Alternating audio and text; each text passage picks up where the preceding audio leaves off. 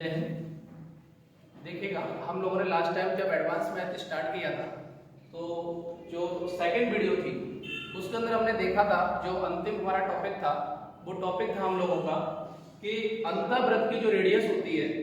तो हमने अंतःवृत्त की जो रेडियस निकाली थी वो निकाली थी डेल्टा अपॉन एस, और इसको हमने प्रूव भी किया था कि ये अंतःवृत्त की जो रेडियस होती है वो डेल्टा अपॉन एस कैसे होती है।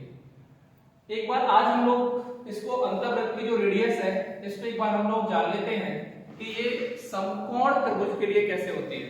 तो हम लोग एक बार समकोण त्रिभुज के लिए और देख लेते हैं। वैसे ये जनरली किसी भी त्रिभुज के लिए है, कोई भी त्रिभुज हो उसके लिए हम इसका प्रयोग कर सकते हैं, लेकिन एक बार मैं आपको यहाँ पर समकोण त्रिभुज के लिए और बता देता हूँ। तो समकोण त्रिभुज के लिए देखिएगा, इसको मैं यहाँ पर रफ करता हूँ और आप समकोण त्रिभुज के लिए देखेंगे। ठीक है, देखिएगा, अगर हम लोग बात करें तो आपको पता है कि जो समकोण त्रिभुज है बेटा ये होता है, ये आपका समकोण त्रिभुज होता है। समकोण त्रिभुज ऐसा कोण जिसका कोई एक एंगल है वो 90 डिग्री होगा।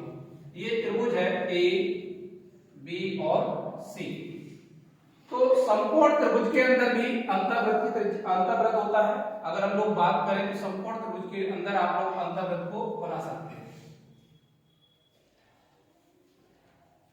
तो हम लोग अगर यहां से देखें तो अंतःवृत्त यानी कि समकोण त्रिभुज के लिए वैसे तो हम डेल्टा अपॉन एस किसी भी त्रिभुज के लिए प्रयोग कर सकते हैं, लेकिन अगर आप केवल स्पेशल समकोण त्रिभुज के लिए देखें तो समकोण त्रिभुज के लिए जो होता है बेटा वो रेडियस होती है आपकी, उसको हम लोग प्रयोग कर लेते हैं a plus b minus c by 2, इसका हम लोग प्रयोग कर लेते हैं। तो एक बार मैं आपको बता देता हूं कि ये आता कैसे है और एक बार हम इसको जान लेते हैं, उसके बाद हम लोग आगे बढ़ेंगे। तो देखिएगा बेटा, अगर हम लोग बात करें तो आपको पता है किसी भी राइट एंगल के लिए आपकी जो पाइथागोरस प्रमेय होती है तो वो आपको मालूम है बेटा। अगर मैं यहां से बात करूं तो पाइथागोरस प्रमेय होती है आपकी, अगर मैं यहां से बात करूं तो a square c square is equal to a। अगर हम लोग बात करें तो यहां से कर्ड ये है आपका, ये आपका हाइपोटेन्यूज होता है, ये परपेंडिकुलर होता है, ये बेस होता है। तो यहां से अगर हम लोग बात करें तो बेटा एक हो जाएगा आपका ये a square plus b square. अगर मैं यहां से देख लूं तो आपका c square is equal to हो जाएगा a square plus b square. तो अगर बेटा हम लोग यहां से देखें तो हमने अभी जैसा कि पीछे देखा, जो पिछली वाली वीडियो आपने उसको देखा होगा, उसमें आप देखेंगे कि अंतःवृत्त की जो रेडियस है वो है बेटा आपकी r equal to delta upon s। r equal to delta upon s। Delta जो है आपका वो है एरिया ऑफ ट्रायंगल। कोई भी त्रिभुज है एबीसी, कोई भी त्रिभुज है उसका जो एरिया है वो डेल्टा है और s जो है वो उसका अर्ध परिमाप है।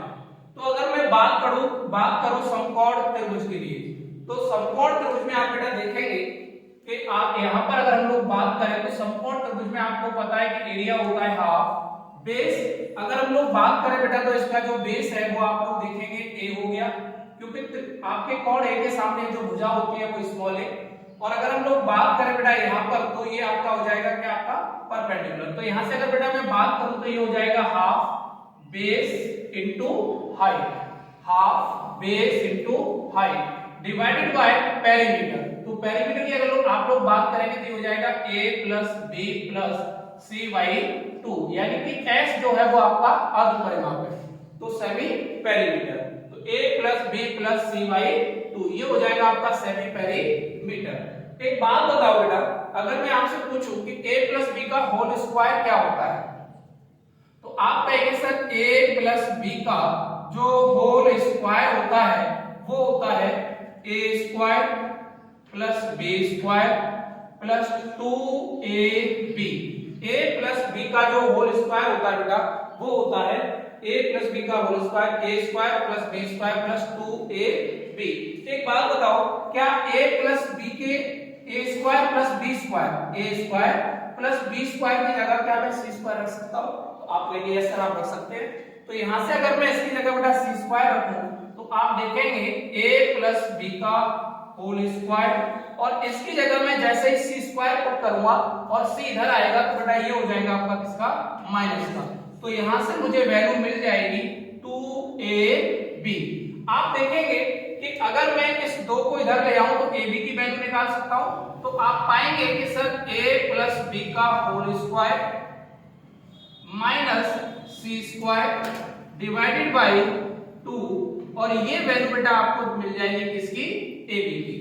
अगर इस वैल्यू को मैं उठाकर यहां पर पुट कर दूं तो आप देखेंगे जो अगला स्टेप रहेगा आपका वो ये है, आप यहां से बेटा पाएंगे हाफ से हाफ आपका जो ये होगा बेटा कट जाएगा, और AB की जगह क्या मैं इसको रख सकता हूं, तो आप कहेंगे यस सर आप इसको रख सकते हैं।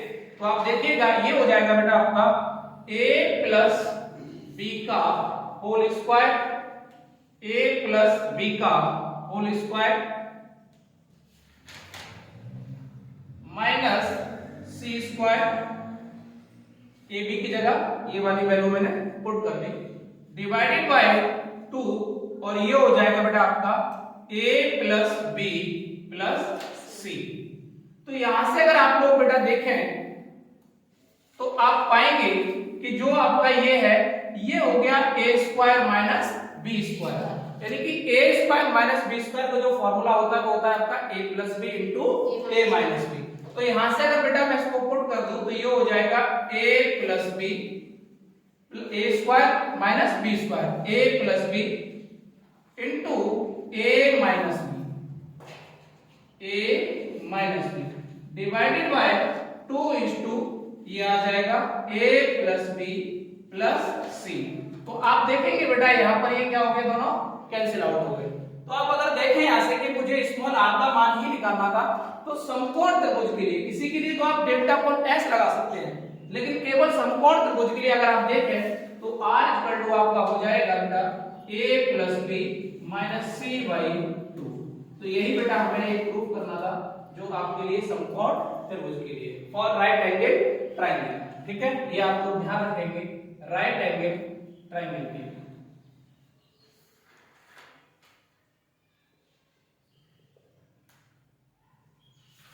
ठीक है, तो ये आपकी बेटा जो रेडियस थी वो थी आपकी राइट एंगल ट्रायंगल की। देखिएगा नेक्स्ट है आपका, हम लोग देखते हैं कि आपका एंगल बाइसेक्टर जो थ्योरम्स होती है उसके लिए हम देखते हैं कि अंतः समद्विभाजक जो इन सेंटर होता है, इन सेंटर पर जो एंगल होता है उसको हम लोग कैसे निकालते हैं। अगर हम लोग बात करें बेटा अगर यहां से आप लोग देखेंगे तो ये त्रिभुज है एक ट्रायंगल ABC, A B और ये C। एंगल बाइसेक्टर जो इन सेंटर पर बना कोण होता है वो 90 प्लस सामने वाले कोण का आधा।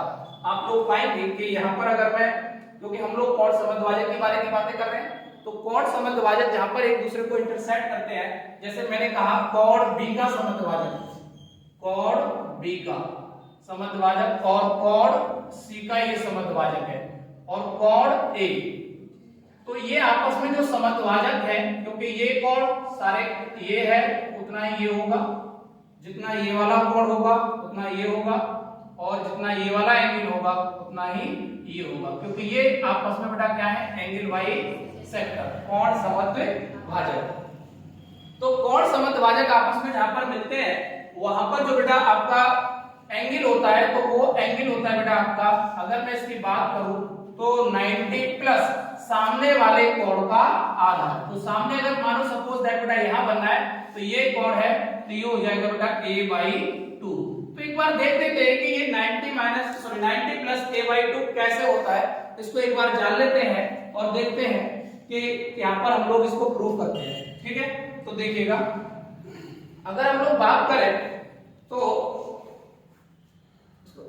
चलिएगा बेटा, देखिएगा हम लोग इसको प्रूव करते हैं कि जो अभी थोड़ी देर पहले हमने देखा कि जो एंगल बाइसेक्टर होता है जहां मिलते हैं तो वहां अंतर केंद्र पर बना कोण जो होता है वो 90 प्लस सामने वाले कोण का आधा कैसे होता है। तो बेटा एक ये त्रिभुज है आपका, त्रिभुज A B और C, एक ट्रायंगल है A B और C। ये कोण B है, ये कोण C है। अगर मैं आपसे कहूं कि ये कोण B है तो कोण B का बेटा ये कोण समद्विभाजक और कोण C का ये समद्विभाजक। अगर मान लो ये टोटल कोण C है तो यहां से लेकर यहां तक के कोण की बेटा अगर मैं बात करूं ये वाला, तो अगर बेटा ये टोटल कोण C है तो बेटा ये वाला कोण क्या होगा C/2। अगर बेटा मैं यहां से बात करूं कि ये टोटल कोण B है तो बेटा ये वाला कोण क्या होगा B/2। और मान लेते हैं कि ये आपका बेटा अंतः केंद्र है, इन सेंटर है, और इन सेंटर पर ये वाला एंगल मुझे निकालना है, तो मैंने मान लिया बेटा ये थीटा है, मैंने मान लिया बेटा ये क्या है थीटा है। तो अगर हम लोग बेटा बात करें, इसको नाम दे देते हैं, ये मैंने नाम दे दिया इसको I, अगर नाम दे दिया है, इन सेंटर मान लें आप इस बात को, या त्रिभुज मान लें ट्राइंगल BIC। मैं बात करता हूं बेटा इन ट्राइंगल BIC की।